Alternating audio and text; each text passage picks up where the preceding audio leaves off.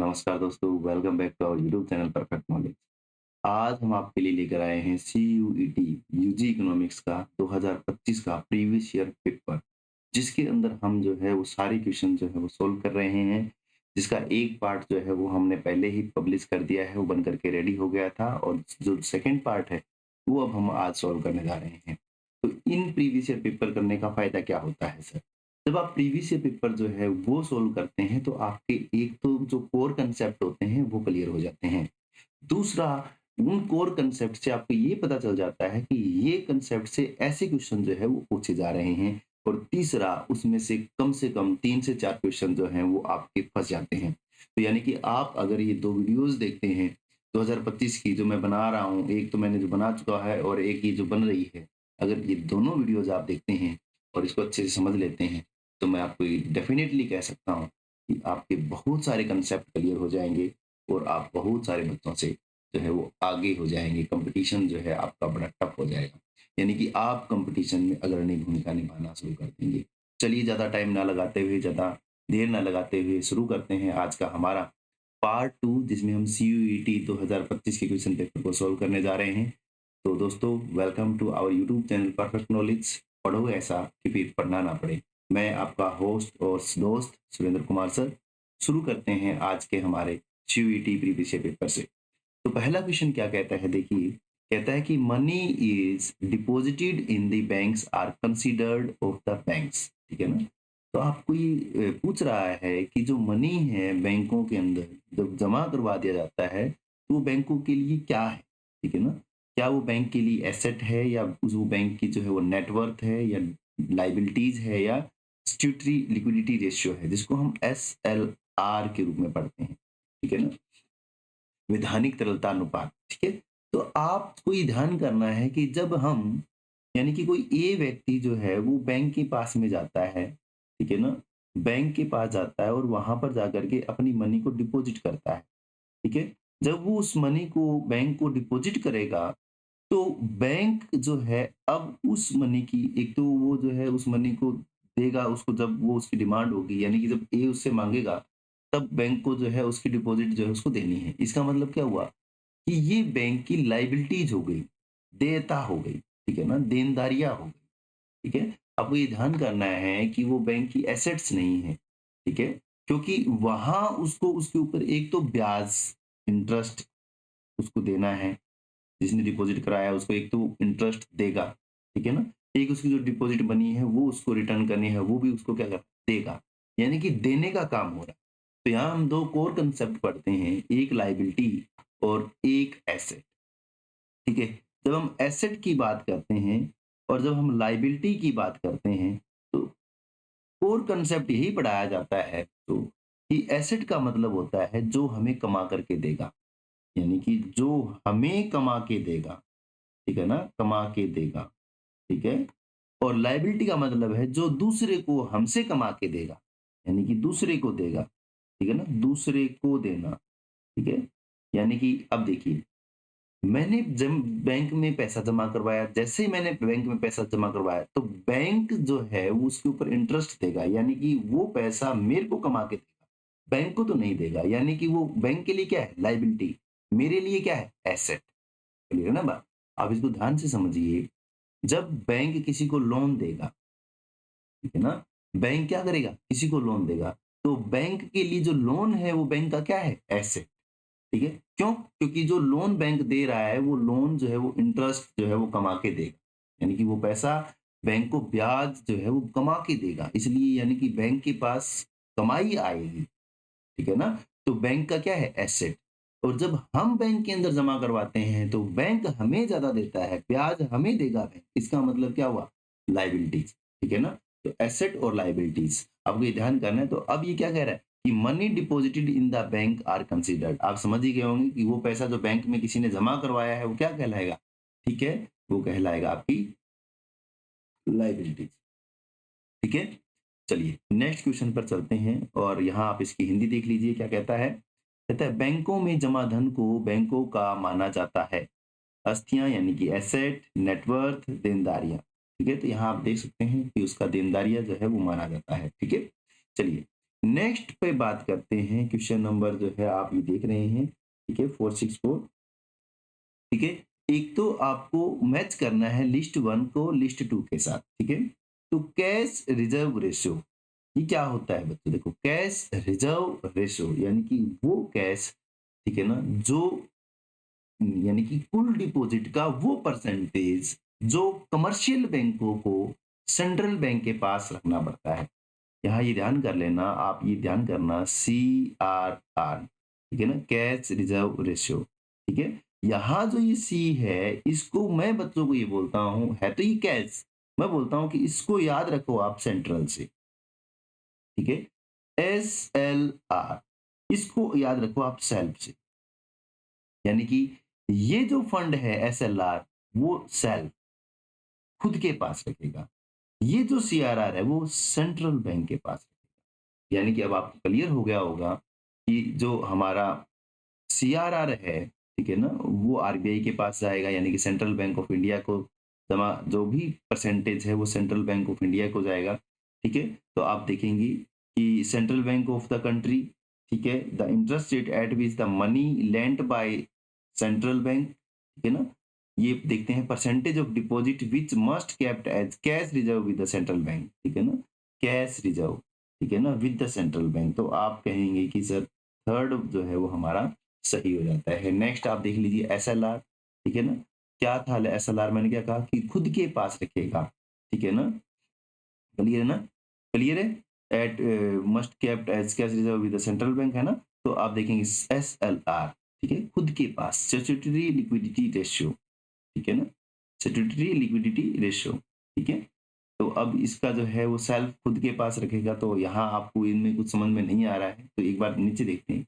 Lender of the last resort, आपको पता है आरबीआई की एक मुख्य कार्य है ये, lender of the last resort, यानी कि central bank of the country जो है वो lender of the last resort होता है। और रेपो रेट वो रेट होता है जिसके ऊपर, ठीक है ना, जिसके ऊपर कमर्शियल बैंक जो है वो सेंट्रल बैंक से, ठीक है ना, सेंट्रल बैंक से लोन लेते हैं, ठीक है ना।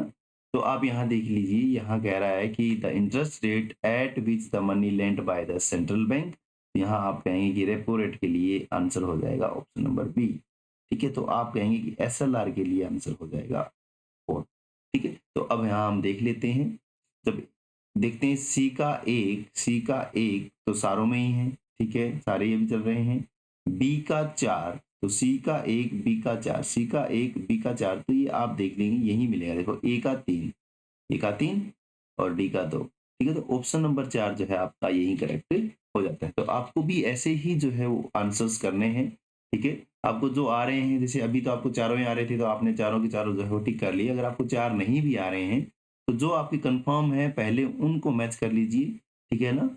कि ये तो जैसे पहले हमने सी को मैच किया, फिर हमने बी को मैच किया, जैसे हमने सी और बी मैच किए, तो बी में और 4 था ही नहीं, तो यानी हमको कंफर्म था कि बी का 4 ही आएगा और सी का 1 ही आएगा, तो इसका मतलब ये दोनों सही हैं और कोई ऑप्शन में है ही नहीं, तो इसका मतलब यही ऑप्शन सही है, ठीक है ना। और बाकी चीजें आप जो है मैच कर सकते हैं। तो मैच 1 और मैच 2 जो है ये आप देख रहे हैं कि बहुत सारे क्वेश्चन जो है मैच 1 और मैच 2 से भी आ रहे हैं। इसका हिंदी वर्जन जो है आप यहाँ देख सकते हैं, ठीक है ना। नेक्स्ट क्वेश्चन को देखते हैं, और नेक्स्ट क्वेश्चन क्या कहता है, कहता है currency notes and coins are called, ठीक है ना। तो आपको ये ध्यान ही होगा कि हमने कल ही जो है वो मनी के ऊपर एक वीडियो जो है वो डाला है। जिन बच्चों ने नहीं देखा वो जाकर के प्लीज उस वीडियो को देख लीजिए, ताकि आपका वहां से मनी का जो कंसेप्ट है वो क्लियर हो जाए, ठीक है ना। तो वहां हमने पढ़ा था कि जो करेंसी और नोट्स हैं उनको हम क्या कहते हैं, ठीक है। करेंसी और नोट जो है हमारी, ये ध्यान करना है, जब हम ब्रॉड मनी की बात करते हैं तो हम बात करते हैं M3 की, जब हम करेंसी बेस की बात करते हैं तो हम बात करते हैं M3 की, लेकिन जब हम नैरो मनी की बात करते हैं तो बात करते हैं M1 की। लेकिन जब हम फिएट मनी की बात करते हैं तो हम जो है ऐसा M1 M2 M3 की बात नहीं करते, ये अपने आप में एक मनी का प्रकार है, ठीक है। ये मनी सप्लाई के प्रकार है, कि मनी सप्लाई जो है वो कैसे हम मेजर करें, ये उसके मेजरमेंट है। लेकिन ये जो है अपने आप में ही डिफरेंट हो गया, ठीक है। एक तो आप यहाँ से ये देख सकते हैं कि ये 3 जो है वो मनी सप्लाई के ऑप्शन है, ये अपने आप में अलग-अलग, ठीक है। दूसरा फिएट मनी उसको कहते हैं जो लीगल होती है, जो सरकार द्वारा आदेशित होती है, ठीक है ना? और आपको पता है करेंसी नोट और कॉइन जो है वो सरकार द्वारा आदेशित होते हैं, जिनको हर किसी को स्वीकार करना ही पड़ता है। तो यहाँ आपका आंसर आ जाएगा ऑप्शन नंबर 1 फिएट मनी, ठीक है? तो यहाँ अगर मेरे को फिएट मनी का पता भी नहीं था, तब भी जो है मैं अगर तुक्का लगाता तो मैं फिएट मनी पे लगाता, क्योंकि ये जो 3 ऑप्शन है मेरे पास, ये मनी सप्लाई के ऑप्शन है, जबकि ये मनी प्रकार का ऑप्शन है। इससे भी जो है हम देख रहे हैं, ये 3 में सिमिलैरिटी है और ये डिफरेंट है, ठीक है? चलिए नेक्स्ट क्वेश्चन पर चलते हैं, और उससे पहले आप इसको हिंदी में देख लीजिए क्या कहता है कि करेंसी नोट और सिक्कों को क्या कहा जाता है, तो आप कहेंगे ये कहलाएंगे आपके कागजी मुद्रा, ठीक है ना? ये ध्यान करना है आपको, ठीक है? चलिए नेक्स्ट क्वेश्चन पर चलते हैं, और नेक्स्ट क्वेश्चन जो है हमारा क्या कहता है देख लीजिए। कहता है कि x post is depicted by which of the following, ठीक है ना? तो यहाँ पर हम जब केंजियन इकोनॉमिक्स को पढ़ते हैं, ठीक है ना? केंजियन इकोनॉमिक्स को पढ़ते हैं, और जब हम पढ़ते हैं एग्रीगेट डिमांड को, ठीक है ना? एग्रीगेट डिमांड, जब हम यहाँ पर 2 कांसेप्ट को पढ़ते हैं, एक तो हम पढ़ते हैं एक्स पोस्ट और एक हम पढ़ते हैं एक्स एंड, ठीक है ना? जब हम एक्स पोस्ट की बात करते हैं और एक्स एंड की बात करते हैं, तो जब हम एक्स पोस्ट, पोस्ट का मतलब जो है आपको पता है पास्ट, मैं आपको ये सिर्फ अंडरस्टैंडिंग के लिए बोल रहा हूँ, पोस्ट का मतलब पास्ट, ठीक है? यानी कि हैपेंड, ये आपको ये ध्यान करना है, ठीक है ना? हैपेंड यानी कि जो रियल है वो, ठीक है ना? जो रियल है वो, ठीक है? और एक्स एंट यानी कि प्रेडिक्टेड, एक्सपेक्टेड, एक्सपेक्टेड जो हम एक्सपेक्ट कर रहे हैं वो, ठीक है? तो यहाँ हम देखते हैं, ये डायग्राम मैं जो है आपको यहाँ बना करके दिखा देता हूँ, एक स्मॉल सा डायग्राम, ठीक है? जिसमें हम ये समझेंगे कि क्या एक्स पोस्ट होती है और क्या एक्स एंट होता है, ठीक है? इंडियन इकोनॉमिक्स का जो है बड़ा हिस्सा रहा है माइक्रो इकोनॉमिक्स में, ठीक है? तो आप यहाँ से देखते हैं कि ये एग्रीगेट डिमांड जो है वो अनकंडीशनल इक्वल होती है एग्रीगेट सप्लाई की, यानी कि ये हमारी क्या है एक्स पोस्ट, ठीक है? और जब हम यहाँ से एग्रीगेट डिमांड को निकालते हैं, आपको पता है ये थोड़ा सा ऊपर बढ़ता हुआ सा होता है, एग्रीगेट डिमांड जहाँ हम लेते हैं सी प्लस आई प्लस जी प्लस एक्स माइनस एम को, ठीक है ना? यानी कि ये वाला जो कंसेप्ट आप देख रहे हैं एग्रीगेट डिमांड का, इस लाइन को हम बोलते हैं एक्स एंड, ठीक है ना?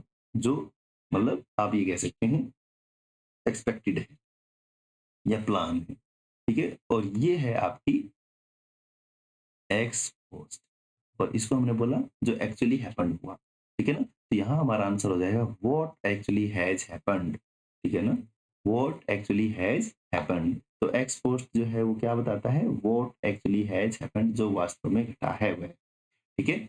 चलिए इसका हिंदी जो है आप यहाँ देख सकते हैं, और यथार्थ को, यथार्थ आप समझ गए होंगे, जो यथार्थ का मतलब क्या होता है, रियल, ठीक है ना? यथार्थ का जो मीनिंग है वो क्या है, रियल, वास्तविक। तो निम्नलिखित में से किसके द्वारा बताया जाएगा, जो वास्तव में हुआ हो वही तो वास्तविक होगा ना? ऑप्शन नंबर 1 जो है वो हिंदी से बड़ा आसान हो जाता है, ठीक है?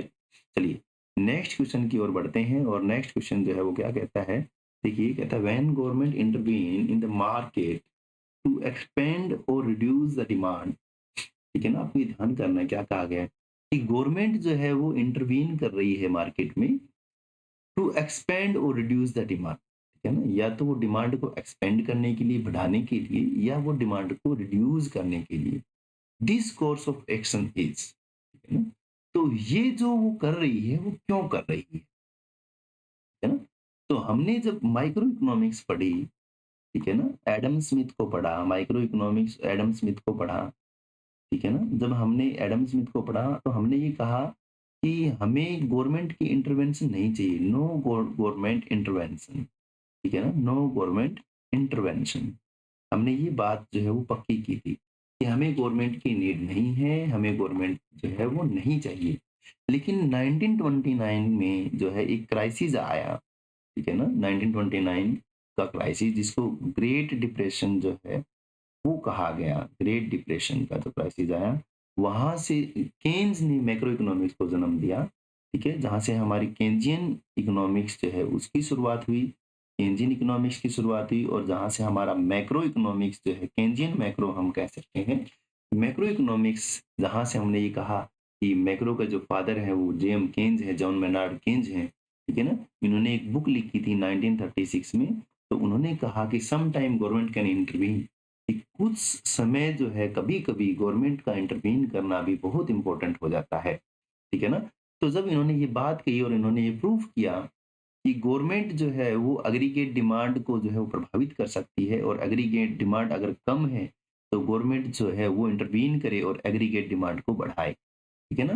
तो यानी कि कहने का मतलब ये हुआ कि गवर्नमेंट जब इंटरवीन करती है, गवर्नमेंट का इंटरवेंशन बढ़ता है या एक्सपेंड करने के लिए डिमांड को या कम करने के लिए, तो इसका मतलब ये होता है कि जो हमारी इकोनॉमी है, वो इकोनॉमी अपने इक्विलिब्रियम से, अपने स्टेबलाइजेशन से जो है वो हट गई है। ठीक है ना? यानी कि अगर वो अपने इक्विलिब्रियम से हट जाती है, तो गवर्नमेंट जो है उसको इंटरवीन करना पड़ेगा उसको स्टेबलाइज़ करने के लिए। इसलिए इस कोर्स को बोलते हैं स्टेबलाइजेशन फंक्शन, ठीक है ना? इसको क्या बोलेंगे? इसको बोलेंगे स्टेबलाइजेशन फंक्शन। तो यहाँ हमारा जो आंसर है वो हो जाएगा स्टेबलाइजेशन फंक्शन। तो ऑप्शन नंबर 3 जो है हमारा यहाँ करेक्ट हो जाता है स्टेबलाइजेशन फंक्शन, ठीक है?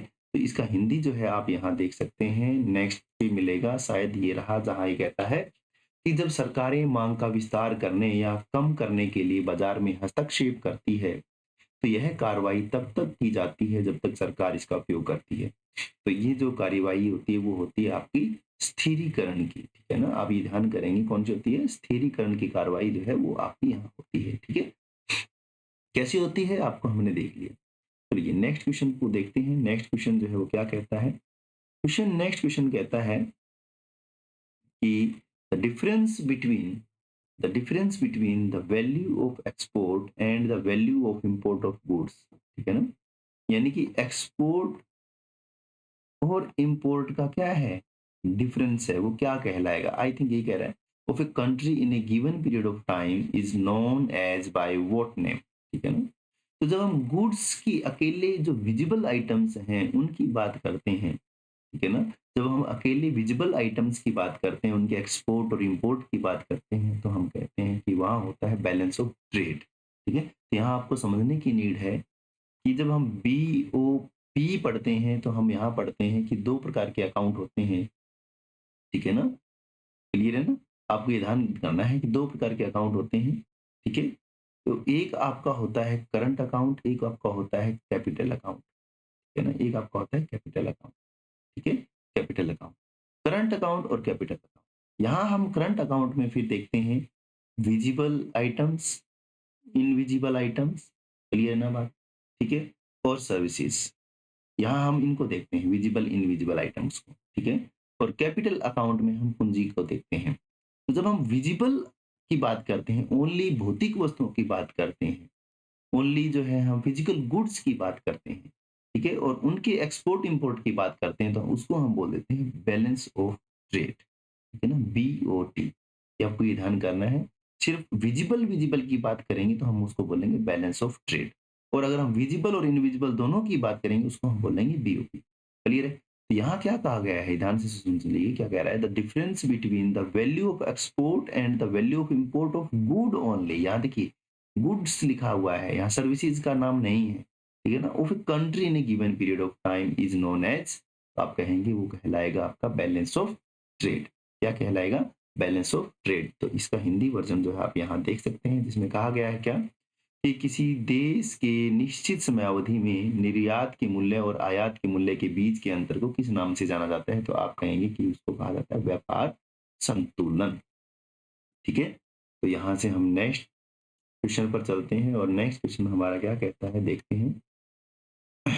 आई थिंक ब्लैंक कैसे हो गया, 1 सेकेंड, जो है ये शायद खाली ही है। नेक्स्ट पर ठीक है, यस। तो यहाँ आप देखिए क्वेश्चन जो है वो आ गया है, कहता है arrange the following condition from most to least liquid form, ठीक है ना? तो ये मनी सप्लाई का जो कंसेप्ट हम पढ़ते हैं इकोनॉमिक्स में, मनी सप्लाई, जहाँ हम पढ़ते हैं M1 M2 M3 M4, ठीक है ना? तो M1 M2 M3 M4 को जब हम पढ़ते हैं, तो जब हम M1 को पढ़ते हैं तो हम कहते हैं CU plus DD plus OD, यानी कि करेंसी जो जनता के पास है, ठीक है? डिमांड डिपॉजिट जो जनता ने बैंक में जमा करवाया है, और अदर डिपॉजिट, ठीक है ना? तो वो हमारा होता है M1, यानी कि हम ये कहेंगे कि ये हमारा जो है मोस्ट लिक्विड फॉर्म होती है, ठीक है ना? दूसरा हम पढ़ते हैं M2, जहाँ हम कहेंगे कि M1 तो होता ही होता है, प्लस में होता है पोस्ट ऑफिस, ठीक है ना? लेकिन जब हम M3 पढ़ते हैं तो हम कहते हैं कि M1 तो होता ही होता है, प्लस में होता है आपका टाइम डिपॉजिट, जिसमें आपकी एफडी, आरडी जो है उनको शामिल कर लिया जाता है। और M4 में हम ये कहते हैं कि इसमें हमारा M3 भी होता है, ठीक है, प्लस पोस्ट ऑफिस भी होता है, और जो आपके सर्टिफिकेट होते हैं गवर्नमेंट के, ठीक है ना, उसको हम एक्सक्लूड कर देते हैं, तो वो एक्सक्लूड होता है, ठीक है। तो ये इस प्रकार से हम M1, M2, M3, M4 को देखते हैं। तो यहाँ पहला जो है आप देख रहे हैं कि currency, CU, demand deposit plus saving deposit with the post office. तो आप यहाँ कहेंगे कि सर ये तो M2 हो गया, तो आप कहेंगे कि ये है M2, ठीक है। Currency, demand deposit, net time deposit, ठीक है ना, total deposit with the post saving, तो ये आपका हो गया, देखिए ये वाला हो गया, पोस्ट भी है और टाइम डिपॉजिट भी है, तो आप कहेंगे कि सर ये तो आपका हो गया M4, ठीक है। करेंसी और डिमांड डिपॉजिट ये हो गया आपका M1, currency, demand deposit, net deposit ये आपका हो गया M2, ठीक है। तो M1, M2 और ये M3 है, सॉरी ये M3 है, नीचे मैंने आपको बताया है, नीचे लिख भी रखा है, ठीक है, यहाँ मिस्टेक हो गया, M3, ठीक है। तो मोस्ट लिक्विड जो है आपका वो है आपका M1, ठीक है। उसके बाद में जो मोस्ट लिक्विड है वो आपका है M3, ठीक है। उसके बाद आप ये कहेंगे कि जो मोस्ट लिक्विड है वो हमारा है M2, और फिर जो है M, यानी कि हम ये कहेंगे कि सबसे ज्यादा जो लिक्विड है वो आपका क्या है M1, और M1 कौन सा है, C। तो ये सबसे पहले जो है वो C यहाँ भी है और C यहाँ भी, ठीक है ना। आप ये कहेंगे कि ये दो ऑप्शन जो है वो होंगे, दोनों बाकी दोनों ऑप्शन हमारे क्या हो जाएंगे, कट हो जाएंगे, ये नहीं आएगा क्योंकि पहला तो C ही आएगा, ठीक है। दूसरा आप देख लीजिए मोस्ट लिक्विड कौन सा है, आप कहेंगे कि सर आप देख सकते हैं, ठीक है ना। देखिए उसके बाद में हम ये कह सकते हैं कि M1 को हमने मोस्ट लिक्विड, ये तो होता ही है M1, M2 जो है हमारा मोस्ट लिक्विड, है ना। उसके बाद जो है M2 जो है हमारा मोस्ट लिक्विड है, यहाँ हम सी के बाद में ए यहाँ देख रहे हैं, तो ऑप्शन जो सेकंड है वो हमारा करेक्ट हो जाएगा, ऑप्शन नंबर 2। कई बार जो है आपको ऑप्शन के अकॉर्डिंग जो है वो आंसर करने पड़ेंगे, क्योंकि यहाँ हमारा जो हमने मोस्ट लिक्विड माना है टाइम डिपॉजिट और इनको, ठीक है ना, ये तो वो मान ही नहीं रहे ना, अभी इन ऑप्शन में है ही नहीं, ठीक है ना। तो यहाँ देखो इन्होंने बी दे दिया है, बी जो है वो आपका M4 है, जो बिल्कुल भी लिक्विड नहीं है, तो यहाँ से आपको ये मिल गया कि ये नहीं है, इसका मतलब यही है, ठीक है। तो आपको ये ध्यान करना है, तो आपको उसके उसके जो सेंस है, वो जो आपको उससे सेंस प्राप्त करना चाहता है, उस सेंस के अकॉर्डिंग आपको यहाँ आंसर जो है वो मैच करना है, ठीक है। तो मोस्ट लिक्विड M1 है, और जो सबसे लीस्ट लिक्विड वो M4 है, ये आपको ये ध्यान करना है, ठीक है। चलिए इसका हिंदी जो है आप यहाँ देख सकते हैं, और आंसर आपको पता चल ही गया है कि सेकंड जो है इसका राइट आंसर होगा। चलिए नेक्स्ट क्वेश्चन को देखते हैं, और देखते हैं कि उस क्वेश्चन में क्या पूछा है। कहता है कि suppose an Indian manufacturer of steel acquires a steel manufacturing unit in Europe, ठीक है। This type of transactions are recorded in which of the following, ठीक है ना। कहता है कि मान लीजिए एक भारतीय व्यक्ति है, ठीक है ना, जो इस्पात विनिर्माता आई, इसका हिंदी आप पढ़ेंगे तो देख सकते हैं कि मान लीजिए कि एक भारतीय इस्पात विनिर्माता यूरोप में एक इस्पात निर्माण इकाई का अधिग्रहण करता है, तो इस प्रकार के लेन देन को निम्नलिखित में से किस में दर्ज किया जाएगा, ठीक है ना। तो आपको ये ध्यान करना है कि जब भी कोई मतलब इंडिया का कोई व्यक्ति फॉरेन में जा करके, ठीक है ना, कोई कंपनी जो है उसको अक्वायर करता है, यानी कि उस पर अक्वायर, उसको अक्वायर कर रहा है, उसकी जो स्वामित्व है वो उसके उसको ले रहा है, स्वामित्व बन रहा है, उसका स्वामी बन रहा है, ठीक है ना। तो इसका मतलब ये हुआ कि वो जो है वो आपका आ जाएगा कैपिटल अकाउंट में, ठीक है ना, क्योंकि उसने जो है वहां जाकर के कैपिटल को फॉर्मेट कर लिया, फॉर्मेशन होता है ना, कैपिटल फॉर्मेशन, ठीक है ना, यानी कि पूंजी निर्माण वहां हो रहा है, ठीक है। तो कैपिटल अकाउंट में जो है इसको आप देखेंगे तो इसको हम बोलेंगे कि ये आ जाएगा आपका कैपिटल अकाउंट के अंदर, ठीक है ना। देख लीजिए यहाँ भी आप देख सकते हैं। नेक्स्ट क्वेश्चन पर चलते हैं, क्या कहता है, कहता है इन डेफिसिट कंडीशन, देखिए डेफिसिट की कंडीशन है, इसका मतलब ये हो गया, डेफिसिट का मतलब क्या हुआ कि खर्च जो है वो ज्यादा है कमाई से, ठीक है ना। आय से खर्च ज्यादा है। Balance of payment if the central bank sell foreign exchange, ठीक है ना, कहते हैं बीओपी में डेफिसिट है, इसमें है बीओपी में डेफिसिट है, तो सेंट्रल बैंक जो है वो सेल करता है foreign exchange, then this particular transaction is known as, ठीक है ना। तो आपको ध्यान करना है कि जब भी आपके जो सेंट्रल बैंक है वो फॉरेन एक्सचेंज को सेल करता है तो वो एक ऑफिशियल रिजर्व सेल होती है, ठीक है ना। क्या होगी? ऑफिशियल रिजर्व सेल होगी, क्योंकि सेंट्रल बैंक आपका एक ऑफिशियल है, ठीक है। और वो क्या कर रहा है, वो उस रिजर्व को, जो भी आपके पास फॉरेन एक्सचेंज है वो एक आपके पास क्या है, फॉरेन रिजर्व है, ठीक है ना। उस रिजर्व को आप क्या कर रहे हैं, सेल कर रहे हैं, तो यह आपका कहलाएगा ऑफिशियल रिजर्व सेल, ठीक है ना। तो आपको ये ध्यान करना है, और ये क्यों कर रहे हैं, क्योंकि हमारे पास डेफिसिट है, और उस डेफिसिट को पूरा करने के लिए हमें क्या जरूरत पड़ेगी कि हम हमारी इनकम बढ़ाएं, और इनकम बढ़ाने के लिए हम क्या कर रहे हैं, जो हमारा रिजर्व है उसको सेल कर रहे हैं, ठीक है। क्लियर है ना बात? ठीक है। चलिए नेक्स्ट क्वेश्चन पर चलते हैं, और नेक्स्ट क्वेश्चन क्या कहता है देख लीजिए। हिंदी जो है आप ये देख सकते हैं कि भुगतान संतुलन के घाटे की स्थिति में यदि केंद्रीय बैंक विदेशी मुद्रा बेचता है तो इस विशेष लेन-देन को किस रूप में जाना जाता है? तो इसको आप कहेंगे कि आधिकारिक आरक्षित बिक्री, ठीक है ना? आधिकारिक आरक्षित बिक्री, या आपको ये आ जाएगा क्वेश्चन में कि आधिकारिक आरक्षित बिक्री क्या होती है? तो आप कहेंगे कि जब भुगतान शेष जो है आपका असंतुलित होता है, घाटे में होता है, तो केंद्रीय बैंक अपनी जो विदेशी मुद्रा का भंडार होता है, उसमें से कुछ विदेशी मुद्राओं को जो है बेच देता है। ठीक है? तो इस विशेष लेन-देन को आधिकारिक आरक्षित बिक्री जो है आप कह सकते हैं। ठीक है? तो नेक्स्ट क्वेश्चन को देख लेते हैं। नेक्स्ट क्वेश्चन जो है वो आपको क्या कहता है देख लीजिए। नेक्स्ट क्वेश्चन कहता है कि when an individual buys more foreign good, this spending is known as. देखिए, कहते हैं कि फॉरेन गुड को इंडिविजुअल बाय कर रहे हैं। यानी कि एक देश के अंदर जो इंडिविजुअल्स हैं, जो लोग हैं, ठीक है? वो फॉरेन गुड की डिमांड कर रहे हैं। इसका मतलब ये हुआ कि आपके इंपोर्ट बढ़े। फॉरेन गुड का कंजप्शन है, आप ये ध्यान कीजिए, ठीक है ना? इंडिविजुअल ने कंजप्शन किसका किया है? फॉरेन गुड का कंजप्शन किया है। फॉरेन गुड यानी कि आप ये कहेंगे कि इंपोर्ट जो है वो बढ़ गए। इंपोर्ट बढ़े हैं, इसका मतलब क्या हुआ कि हमारा पैसा जो है वो बाहर गया है, ठीक है? इसका मतलब क्या हुआ? इसका मतलब हुआ कि इकोनॉमी में लीकेज हुई है। ठीक है ना? तो जब हम आय के सर्कुलर फ्लो को पढ़ते हैं, आय के सर्कुलर फ्लो आपको मैं एक बार रिवाइज़ करवा देता हूँ, ठीक है ना? तो जब हम आय के सर्कुलर फ्लो को पढ़ते हैं, तो हम ये देखते हैं कि जो भी इनकम होती है, वो फ्लो में घूमती रहती है। ठीक है ना? जैसे सपोज़ कीजिए यहाँ हाउस होल्ड सेक्टर है, ठीक है? और यहाँ प्रोड्यूसर सेक्टर है, ठीक है? तो हाउस होल्ड से फैक्टर्स यहाँ आते हैं प्रोड्यूसर की तरफ, और प्रोड्यूसर से उनकी पेमेंट जो है वो यहाँ जाती है, ठीक है? फिर हम क्या करते हैं, ये हाउस होल्ड जो है, प्रोड्यूसर से हाउस होल्ड को जो है वो आपकी प्रोडक्ट आते हैं, और हाउस होल्ड से प्रोड्यूसर को जो है उस प्रोडक्ट की पेमेंट जाती है। तो एक तरीके से जो इनकम है वो वहीं घूमती रहती है, उसी एक देश में। लेकिन यहाँ क्या हुआ, यहाँ हमने जो है वो फोर्थ सेक्टर यानी कि रेस्ट ऑफ वर्ल्ड को ऐड कर दिया, है ना?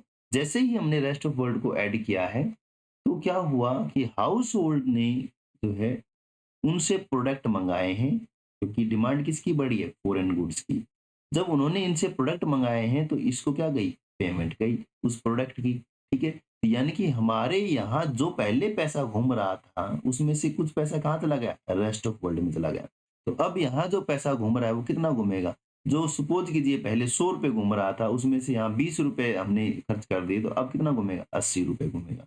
इसका मतलब पहले हमारी इकोनॉमी जो बढ़ी थी वो अब क्या हो गई, कम हो गई। क्यों? क्योंकि इंडिविजुअल जो भी थे उन्होंने फॉरेन गुड की डिमांड जो है वो बढ़ा दी है। तो इंपोर्ट जो है वो बढ़ गए हैं, और इंपोर्ट बढ़ने से इंपोर्ट पर खर्चा बढ़ गया, और खर्चा बढ़ने से जो हमारी इकोनॉमी में जो पैसा घूम रहा था वो पैसा क्या हो गया, कम हो गया। ठीक है, तो इसको हम बोलते हैं लीकेज, ठीक है ना। क्या बोलते हैं, लीकेज बोलते हैं। अभी इसको समझ लीजिए दूसरे तरीके से कि रेस्ट ऑफ वर्ल्ड से डिमांड आती है, रेस्ट ऑफ वर्ल्ड से डिमांड आती है हमारे प्रोडक्ट के लिए। हमारा प्रोडक्ट जाएगा उसके पास, और वो क्या भेजेंगे, उस प्रोडक्ट की हमारे को इनकम भेजेंगे। 100 रुपए थे, अब 20 रुपए जो है इन्वेस्टर यानी कि जो रेस्ट ऑफ वर्ल्ड उसने खर्च कर दिए। टोटल हमारी इकोनॉमी में कितना हो गया, 120 रुपया हो गया। यानी कि पहले जो 100 रुपए की इकोनॉमी थी वो 120 की हो गई। इसको हम बोलते हैं इंजेक्शन। क्या बोलेंगे? इंजेक्शन बोलेंगे। तो आपको ये ध्यान करना है, इंजेक्शन में जो है आप यहाँ लीकेज में देखते हैं इम्पोर्ट को, ठीक है? इम्पोर्ट को देखते हैं, सेविंग को आप यहाँ देखते हैं, ठीक है? और लीकेज में आप जो है एक्सपोर्ट को आप यहाँ देखेंगे और इन्वेस्टमेंट को आप यहाँ देखेंगे, ठीक है ना? तो ये चीज़ें जो है आपको याद रखनी है कि ये जो है आपका कहलाएगा लीकेज। तो ऑप्शन नंबर 3 जो है यहाँ आपका करेक्ट हो जाएगा, लीकेज फ्रॉम इकोनॉमी, ठीक है ना? Leakage from economy. तो यहाँ आप जो है इसको पढ़ सकते हैं कि जब कोई व्यक्ति विशेष किसी विदेशी वस्तु को खरीदता है तो इस खर्च को किस रूप में जाना जाता है? तो आप कहेंगे कि ये जो है अर्थव्यवस्था में रिसाव की स्थिति का उत्पन्न करता है, ठीक है ना?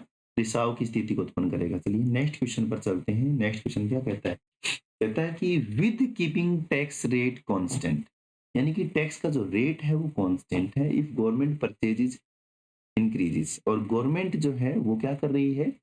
वो एग्रीगेट डिमांड को बढ़ा रही है, यानी कि गवर्नमेंट का एक्सपेंडिचर जो है वो बढ़ रहा है। Then arrange the following statement for considering the effect on total income and output, ठीक है ना? तो जब गवर्नमेंट का, आपको ये ध्यान करना है कि जब गवर्नमेंट का एक्सपेंडिचर बढ़ेगा तो एग्रीगेट डिमांड बढ़ेगी, ठीक है ना? ठीक है ना? एग्रीगेट डिमांड बढ़ेगी तो कंजप्शन के थ्रू जो है मल्टीप्लायर इफेक्ट काम करेगा, इनकम बढ़ेगा, आउटपुट बढ़ेगा। क्लियर है बात? ठीक है? तो यहाँ हमको ये देख लेना है कि पहला क्या कहता है कि government run a deficit when G exceed T, ठीक है? तो पहली बात तो आप ये कहेंगे कि rise in plan aggregate expenditure, ठीक है? और ठीक है ना? तो आप ये देख लीजिए क्या कहता है कि सबसे पहले जब गवर्नमेंट के एक्सपेंडिचर बढ़ेंगे और टैक्स रेट कांस्टेंट है तो हम ये कहेंगे कि गवर्नमेंट का एक्सपेंडिचर जो है वो ग्रेटर देन टैक्स हो जाएगा, यानी कि आय से ज्यादा हो जाएगा। तो पहले नंबर पे तो हम ये कहेंगे कि बी ऑप्शन हमारा पहले नंबर पे हो जाएगा, ठीक है ना? फिर आपका देखिए क्या कहता है कि राइज इन प्लान, अब क्योंकि गवर्नमेंट के एक्सपेंडिचर बढ़ रहे हैं तो वो प्लान जो है वो कर रहा है, ठीक है ना? वो प्लान जो है वो कर रहा है कि भई हाँ, एग्रीगेट एक्सपेंडिचर को बढ़ा देते हैं। तो एग्रीगेट एक्सपेंडिचर जो है वो बढ़ेगा, एग्रीगेट एक्सपेंडिचर बढ़ेगा, ठीक है? फिर हम ये कहेंगे कि एग्रीगेट एक्सपेंडिचर बढ़ेगा तो आपका जो डिमांड कर्व है वो शिफ्ट हो जाएगा, ठीक है ना? आपने यहाँ देखा ऐसे हम जब डायग्राम बना करके पढ़ते हैं कि AS is equal to AD, हमने यहाँ से पढ़ा कि ये आपकी एडी है, ठीक है? जब गवर्नमेंट जो है एक्सपेंडिचर कर देती है तो एग्रीगेट डिमांड जो है आपका अपवर्ड शिफ्ट हो जाता है, एडी डैश हो जाता है, ठीक है? तो पहले जो आपकी इनकम थी वो ये थी एक्स स्टार, ठीक है ना? अब जो आपकी इनकम है वो बढ़ करके क्या हो जाती है? एक्स डबल एक्स स्टार हो जाती है ना? यानी कि आपका जो इनकम का लेवल है वो भी इंक्रीज हो जाता है, ठीक है? तो पहले क्या हुआ? पहले आपकी गवर्नमेंट ने प्लान किया, ठीक है ना? पहले गवर्नमेंट ने प्लान किया, फिर जो है देख लीजिए, सॉरी इसको आपको ध्यान करना है, हाँ, कि पहले जो है वो गवर्नमेंट प्लान कर रही है, पहले गवर्नमेंट ने प्लान किया, फिर गवर्नमेंट ने क्या किया? गवर्नमेंट का जो एक्सपेंडिचर है वो बढ़ गया टैक्स से ज़्यादा, फिर जो है एग्रीगेट डिमांड जो है वो बढ़ गई और लास्ट में आपका इंक्रीज लेवल जो है वो बढ़ गया। तो ए, बी, डी और सी, तो बी, डी और सी, यानी कि ऑप्शन नंबर 3 जो है आपका यहाँ करेक्ट हो जाता है। ठीक है ना? ये आपको ये ध्यान करना है, एक चीज़ों को एक सीक्वेंस से जो हम पढ़ते हैं, तो यहाँ कई बार ऐसे क्वेश्चन भी आपसे पूछ लिए जाते हैं, ठीक है? कि भई ये जो है कैसा सीक्वेंस में चीज़ें चलेंगी, तो ये आपको ध्यान करना है। चलिए, यहाँ आप देख सकते हैं, नेक्स्ट क्वेश्चन पर चलते हैं। नेक्स्ट क्वेश्चन क्या कहता है, वो देख लेते हैं। कहता है कि arrange the following step of calculation of national income in sequence. ये ध्यान करना है कि सीक्वेंस से बहुत ज़्यादा जो है वो आंसर बहुत ज़्यादा जो क्वेश्चन है वो पूछे जा रहे हैं। तो आपको बिल्कुल अच्छे से सीक्वेंस जो है वो क्रिस्टल क्लियर होना चाहिए, ठीक है? तो देख लीजिए क्या कहता है कि estimation of value of output. तो यानी कि इसका मतलब ये होगा कि हमारी आउटपुट मेथड जो है उससे आया है, आउटपुट मेथड, ठीक है ना? Output method. जब हम आउटपुट मेथड की बात करते हैं तो सबसे पहले हम यह सारा आउटपुट जो है उसको जोड़ते हैं। तो पहला स्टेप हमारा होता है कि टोटल आउटपुट जो है उसको हम जोड़ेंगे, आउटपुट की वैल्यू जो है उसको ऐड करेंगे, वैल्यू का एडिशन करेंगे, है ना? जो टोटल आउटपुट की जो वैल्यू एडिशन हमने किया, अब उसमें से हम क्या करेंगे? उसमें से उसकी कॉस्ट को, इंटरमीडिएट कॉस्ट को निकाल देंगे, तो माइनस करेंगे इंटरमीडिएट कॉस्ट, है ना?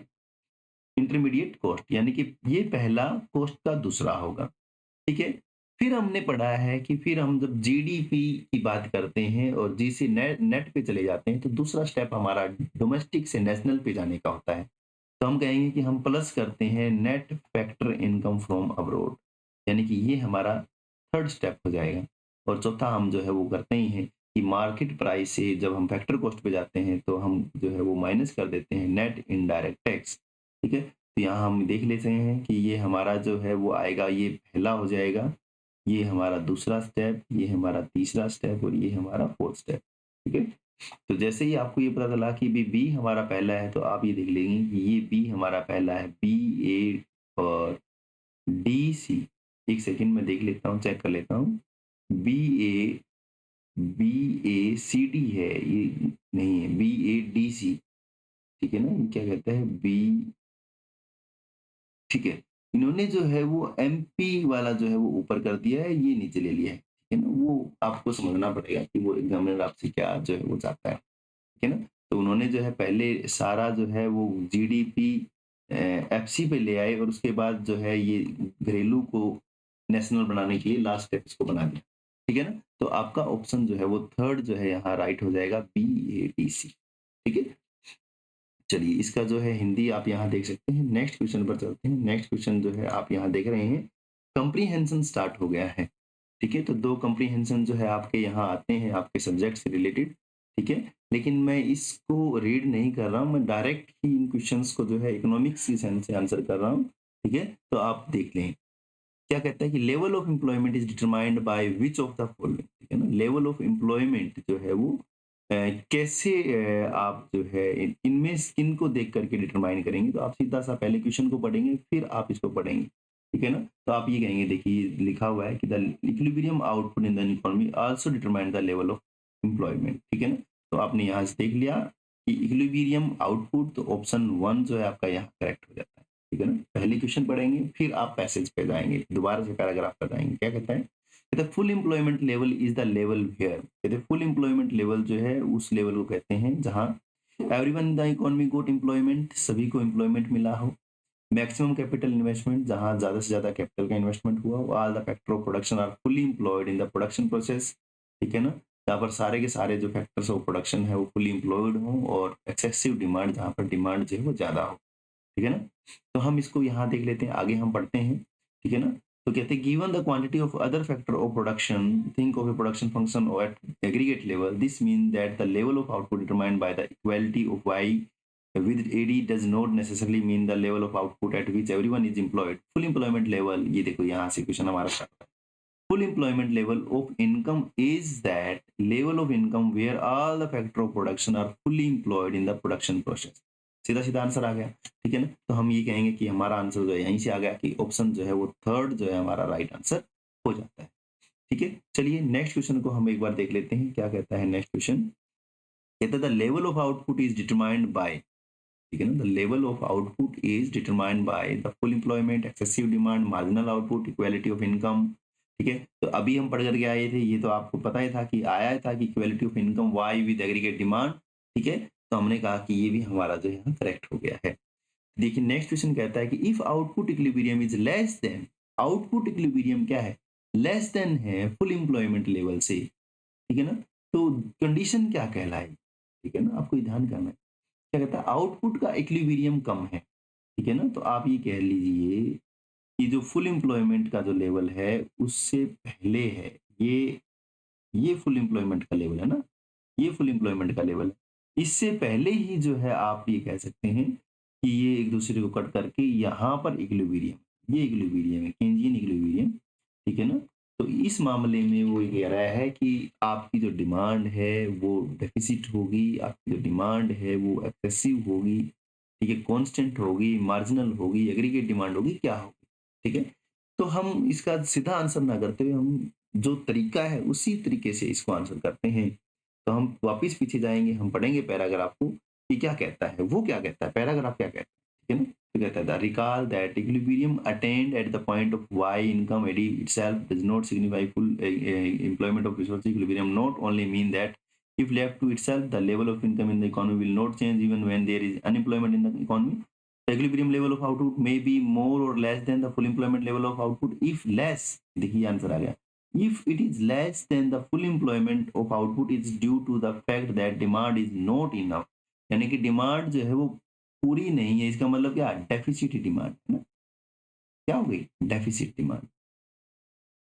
ठीक है, तो यहाँ से आपको आंसर मिल गया। ठीक है, हम नेक्स्ट पे चलते हैं। तो आपको यहाँ से आंसर मिल गया, आपने कहा कि ऑप्शन नंबर 1 जो है हाँ करेक्ट हो जाता। ठीक है ना, तो आपको ये ध्यान करना है कि जब भी आप कोई भी सब्जेक्ट का पैराग्राफ करते हैं, इकोनॉमिक्स का आप पैराग्राफ करते हैं, तो पहले क्वेश्चन को रीड कीजिए और उस क्वेश्चन की सेंस को दिमाग में रखते हुए पैराग्राफ को रीड कीजिए। ठीक है ना, तो आपको वो सीधा वहां जाकर के जो है वो सीधा पॉइंट आउट करेगा कि ये प्रश्न यहाँ से पूछा गया है, और वो सेंस आपके दिमाग में, तो आप वहां से उस लाइन को 2 बार 3 बार रीड करेंगे तो आपको समझ में आ जाएगा कि इसका आंसर क्या आने वाला है। ठीक है, चलिए इस क्वेश्चन को देखते हैं। कहते हैं excess demand is the situation where, तो आपको पता है एक्सेस डिमांड का मतलब क्या है, जहां आउटपुट से ज्यादा डिमांड, यानी कि आउटपुट से ज्यादा डिमांड, आउटपुट कम है जितना आउटपुट होना चाहिए, है ना, output level is less than the full employment level, ये तो आपको पता चल ही गया। ठीक है, फिर भी हम जो है इसको पीछे देखेंगे कि एक्सेस डिमांड की सिचुएशन में उन्होंने क्या कहा था, क्योंकि यहाँ तो उन्होंने क्या है, लेस डिमांड की बात की ना, इफ इट इज लेस। अब वो क्या कहता है, this situation is called the situation of deficient demand, ये आंसर दिया, it lead to a decline in price in the long run. On the other hand, if the equilibrium level of output is more than the full employment level, it is due to the fact that the demand is more than the level of output produced at full employment level. This situation is called excess demand. ठीक है ना, it will lead to rise in price in the long run. ठीक है ना, यहाँ से आपको देख सकते हैं। ठीक है, वो क्या कहता है, एक्सेस डिमांड। तो एक्सेस डिमांड किसको कहते हैं, ठीक है ना, इस एक्सेस डिमांड क्या कहेंगे, किसको कहेंगे, जब आप ये देख लीजिए एक बार फिर से मैं आपको दिखा देता हूँ कि एक्सेस डिमांड क्या किसको कहेंगे, एक्सेस डिमांड कहेंगे कि इक्विलिब्रियम लेवल ऑफ आउटपुट जो है वो ज्यादा है एम्प्लॉयमेंट लेवल से। ठीक है ना, यानी कि जो एम्प्लॉयमेंट लेवल है उससे ज्यादा इक्विलिब्रियम का लेवल है। ठीक है ना, if the equilibrium level of output is more than the full employment level, it is due to the fact. अब देखिए, ठीक है ना, ध्यान से देख लीजिए, मैं आपको दिखा देता हूँ, यहाँ मैं इसका जो है डायग्राम बना देता हूँ।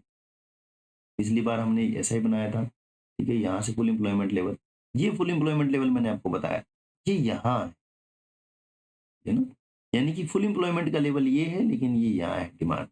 ठीक है ना, तो ये डिमांड क्या है, ज्यादा है, डिमांड ज्यादा है, फुल एम्प्लॉयमेंट का लेवल कम है ना, तो output level is less than the full employment level, नहीं, output level is equal to, नहीं, demand is more than output level, yes, option number 3 जो है आपका यहाँ करेक्ट हो जाता है। तो आप यहाँ देख सकते हैं, नेक्स्ट चलते हैं, और यहाँ इसका जो है हिंदी वर्जन जो है वो दिया गया है।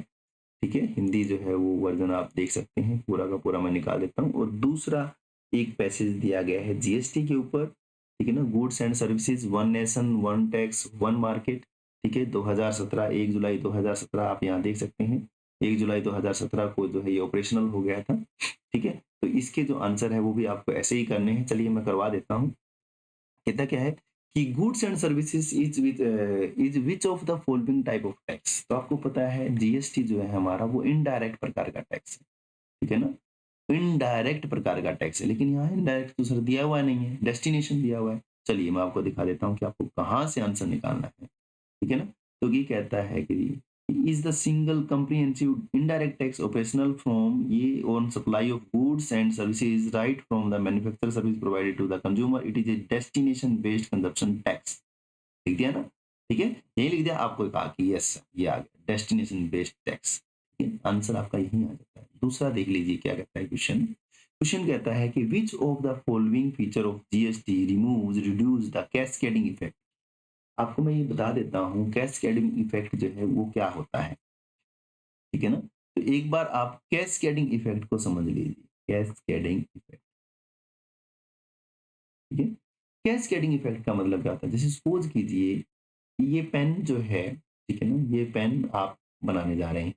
ठीक है, ठीक है सर, तो आप उसके लिए जो है आपने रॉ मटेरियल परचेज किया। ठीक है, जैसे आपने रॉ मटेरियल परचेज किया, आपकी यहाँ जो है वो टैक्स लग। ठीक है, आपने रॉ मटेरियल परचेज किया, आपको टैक्स लगा।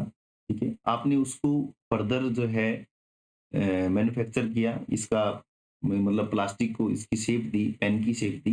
ठीक है, और आपने इसको पेन की शेप देकर जैसे ही बाहर निकाला तो इसके ऊपर जो है वो सर्विस टैक्स, एक्साइज टैक्स जो है वो लग गया। ठीक है? यानी कि दूसरी स्टेज पे इसके फिर टैक्स लग गया। तीसरा, जब आपने इसको होलसेलर को बेचा, ठीक है ना? तो आपकी फिर से जो है वो कोई टैक्स जो है वो लग गया। ठीक है? 3 प्रकार के टैक्स जो है आपके यहाँ लग चुके हैं। क्लियर है बात? ठीक है ना? फिर जो है जब ये कंज्यूमर के पास जाएगा, ठीक है ना? तो वैट, मोड वैट जो है वो टैक्स आपके यहाँ लग गए। ठीक है? क्लियर है? तो 4 स्टेज से ये पेन गुज़रा, ठीक है ना? आप इसको समझिए। 4 स्टेज से ये पेन गुज़रा और 4 स्टेज पर इसके जो है वो टैक्स लगा। ठीक है सर, है ना? तो जब रॉ मटेरियल जब उसने खरीदा तो उसके ऊपर जो टैक्स लगा तो इसका रॉ मटेरियल का जो खर्च बना, उसके अंदर वो टैक्स और रॉ मटेरियल का जो खर्च है वो दोनों शामिल है। आप कहेंगे यस। अब जब दूसरी बार में टैक्स लगा तो टैक्स इसके ऊपर लगा, टैक्स के ऊपर टैक्स लगा। यानी कि जो पहले रॉ मटेरियल में टैक्स जो लगा हुआ था वो भी तो इंक्लूड हो गया। उस टैक्स के ऊपर भी टैक्स लग रहा है। 2 पॉइंट हो गए सर। ऐसे ही ये वाला तीसरे पॉइंट वाला टैक्स जो है वो उस टैक्स के ऊपर ही टैक्स लग रहा है। फोर्थ वाला भी टैक्स के ऊपर ही टैक्स लग रहा है। यानी कि टैक्स ऑन टैक्स, यानी कि टैक्स के ऊपर टैक्स लगने को बोलते हैं कैस्केडिंग इफेक्ट। ठीक है ना? क्या बोलते हैं? Cascading effect. तो आपको ये ध्यान करना है कि इस जीएसटी ने जब जीएसटी आया है, इंट्रोड्यूस किया है 2017 से, जीएसटी का एक ये बड़ा ही महत्वपूर्ण पॉइंट ऑफ व्यू है। यही जो है सबसे मेन पॉइंट है जीएसटी का। ये कैस्केडिंग इफेक्ट को रिमूव कर देता है। क्यों? क्योंकि जिस एक स्टेज पे अगर इसके फर्स्ट स्टेज पे अगर जीएसटी लगा है और दूसरे स्टेज पर भी जीएसटी लग रहा है तो पहले वाला जीएसटी जो है उस जीएसटी को छोड़ दिया जाता है। यानी कि उसको जो है रिडम्पशन मिल जाती है। क्लियर ना बात? यानी कि आप अपनी कोई कंपनी के लिए जो है आपने पहले ही जीएसटी जो है वो पे कर दिया है, कोई चीज़ के लिए जीएसटी आपने पे कर दिया है। ठीक है? आप जो है वो उस वस्तु को दूसरे मतलब स्टेज पे खरीद रहे हैं, तो पहले स्टेज का जो भी जीएसटी है वो डिडक्ट कर दिया जाएगा, वो काट दिया जाएगा। क्लियर ना बात? ठीक है? तो इसलिए आप जब देखेंगे तो आपको ये ध्यान में भी आएगा कि ये टैक्स, इतने सारे टैक्स लगने के बाद में जो प्राइसेज़ थी वो बहुत ज़्यादा हो जाती थी। क्योंकि जीएसटी जो है वो एक ही स्टेज पर लगता है, फाइनल स्टेज पर जाकर के लगता है। ठीक है ना? तो फाइनल स्टेज पे लगता है तो इसमें जो टैक्स है वो थोड़ा ही लगेगा। ठीक है ना? इसलिए एक तो ये जो है पिछले टैक्स के मुकाबले प्राइसेज़ को कम करता है। एक तो इसका ये फ़ायदा है। दूसरा, ये जो टैक्स के ऊपर टैक्स लग रहा था, tax on tax cascading effect था, उसको भी रिमूव करता है। क्लियर है ना? चलिए अब हम इसको पढ़ते हैं कि which of the following feature of GST जो कैस्केडिंग इफेक्ट को क्या कर रहा है? रिमूव कर रहा है, वो कौन-सा है? ठीक है ना? तो हम जो है इसका आंसर डायरेक्ट ना करके वापिस से पढ़ेंगे क्योंकि आपको मैंने बता दिया। ठीक है ना? कि आपको क्या करना है। ठीक है? तो हमको ये करना है, देखिए कहता है कि it is applicable through out the country when ये आप इसको पढ़ेंगे, ठीक है ना? ये जैसे-जैसे पढ़ते रहेंगे, tax regime impose tax not on the value added at each stage, जैसे आ गया each stage, but on the total value of commodity with the facility of utilization of input tax credit ITC. मिल गया ना? ठीक है? तो ये कहते हैं द टोटल वैल्यू जो है वो फाइनल पे दिया जाता है, मैंने अभी आपको बताया, तो इसका मतलब आप ये कहेंगे कि इसका जो आंसर है सर वो आ जाएगा इनपुट टैक्स क्रेडिट। ठीक है? चलिए नेक्स्ट क्वेश्चन पर चलते हैं। नेक्स्ट क्वेश्चन जो है वो क्या कहता है, उसको एक बार और देख लेते हैं। कहता है GST is the amalgamation of which of the following taxes. ठीक है ना?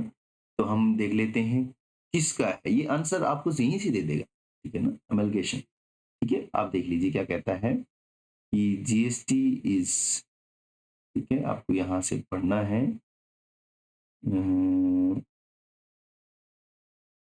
ये इधर सारा ही दिया हुआ है।